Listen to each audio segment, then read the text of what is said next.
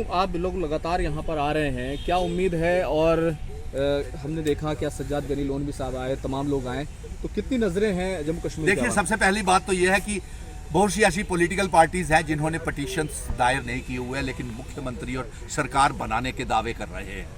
तो ऐसी पार्टियों को हम ये कहेंगे कि अभी भी मौका है। आपने तो पटिशन्स दायर नहीं किए हुए हैं इस इंसाफ के मंदिर में, लेकिन आप ख्वाब देख रहे हैं मुख्यमंत्री बनने का, अब सरकारें बनाने का। तो वो ख्वाब आपका जम्मू कश्मीर की आवाम पूरी नहीं होने देगा, क्योंकि यहाँ पे चंद ही पार्टीज हैं, जैसे National Conference, Awami National Conference, Peoples Movement, CPM और जम्मू कश्मीर मिशन स्टेटहुड। और अभी भी आपको हम जम्मू कश्मीर के अवाम को एक पैगाम भेज रहे हैं, खुशी का पैगाम इस इंसाफ के मंदिर से, सुप्रीम कोर्ट से भेज रहे हैं कि हमारी बेहतर से बेहतर वकील अच्छे तरीके से जम्मू कश्मीर की पैरवी कर रहे हैं। और अवाम जम्मू कश्मीर के डोगरा लोगों को भी, कश्मीर के भी, जम्मू कश्मीर लद्दाख के हिंदू, मुस्लिम, सिख, ईसाई, गुज्जर, बकरवाल, चिनाव वैली, पीर पंजाल, तमाम लोग इकट्ठे हो जाएं और जम्मू के संगठन, कश्मीर के संगठन भी इकट्ठे हो जाएं।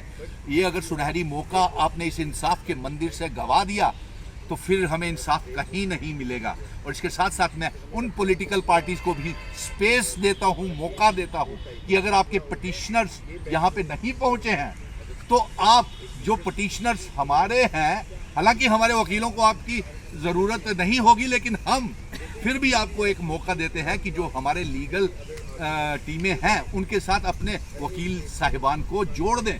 और मैं जम्मू बार एसोसिएशन में भी बड़े अच्छे काबिल तरीन वकील हैं, मैं उनसे भी गुजारिश करूंगा कि वो भी यहाँ आए और जम्मू कश्मीर डोगरा रियासत की बचाने की कोशिश करें, क्योंकि जम्मू के लोगों की भी 5 अगस्त 2019 के बाद के लबा साढ़े बच्चे बेरोजगार होइए, साड़ियाँ नौकरियां चली गई, साड़ियाँ जमीनां चली गई, साढ़ा इतिहास की महाराजा हरि सिंह जी ने बनाए दे कानून, स्टेट सब्जेक्ट 370 35 सब खोई लिया। और उसके बाद आखदे कि जम्मू कश्मीर खुशहाल है, झूठ बोलते पार्लीमेंट, अज भी झूठ बोला दे बीजेपी के जितने भी मिनिस्टर्स।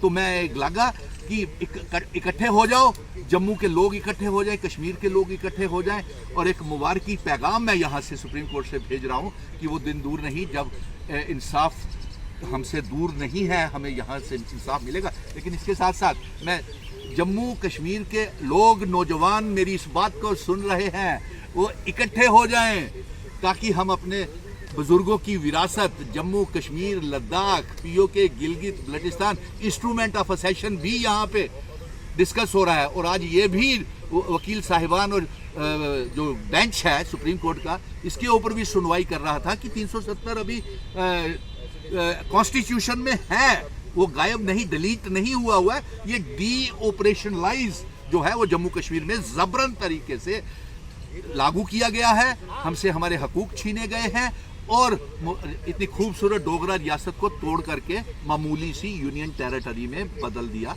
गया है। धन्यवाद। जय हिंद। आप पत्रकार। सवाल ये भी है कि मरकजी वजीर स्मृति ईरानी ने ये कहा कि, और उससे पहले लेफ्टिनेंट गवर्नर ने कहा कि अब 370 लौटने वाला नहीं है। अफसोस की बात है ये। मैं सुप्रीम कोर्ट को गुजारिश करूंगा, चीफ जस्टिस साहब, ये देखिए हमारे बुजुर्गों की विरासत और हमारे रियासत, डोगरा रियासत का मजाक बना रहे हैं, बेकदरी कर रहे हैं, इनको हिदायत जारी कीजिए। ये कल हम यहाँ पे जंग लड़ रहे हैं और लेफ्टिनेंट गवर्नर मनोज सिन्हा साहब कह रहे थे कि people of Jammu and Kashmir have forgotten the 370 35 है, कोई डेमोग्राफी को बदला नहीं जा रहा। अरे साहब, आपने सारी ज़मीनें तो हमारी बेच दी, सारे बाहर से लोगों को नौकरियां भी दे दी, ज़मीनें भी दे दी, दुबई तक जाकर के बेचा है। और फिर मेरे पत्रकार मित्रों, ये भारतीय जनता पार्टी वाले, चाहे वो उनके गृह मंत्री हों, चाहे वो प्रधानमंत्री हों, चाहे उनके कोई भी मंत्री जिनका आप नाम ले रहे थे, स्मृति ईरानी जी, ये सभी के सभी, इनको इतिहास की जानकारी है जम्मू कश्मीर के। ये तो कहते हैं कि जम्मू कश्मीर को भारत का हिस्सा 5 अगस्त 2019 को बनाया है, जोड़ा भारत के साथ। अरे क्या मजाक करते हो, हमें भारतीय बना करके गए थे हमारे डोगरा महाराजा हरि सिंह जी, कुछ शर्तों के ऊपर इल्हाक करके गए थे। और वो जो इल्हाक था वो जम्मू कश्मीर, लद्दाख, पीओके, गिलगित बल्टिस्तान का था। और इसका मतलब, कभी आप कहते हो टेम्परेरी था 370, कि इसका मतलब कि हम हिंदुस्तानी भी टेम्परेरी थे, हमारा इल्हाक भी टेम्परेरी था।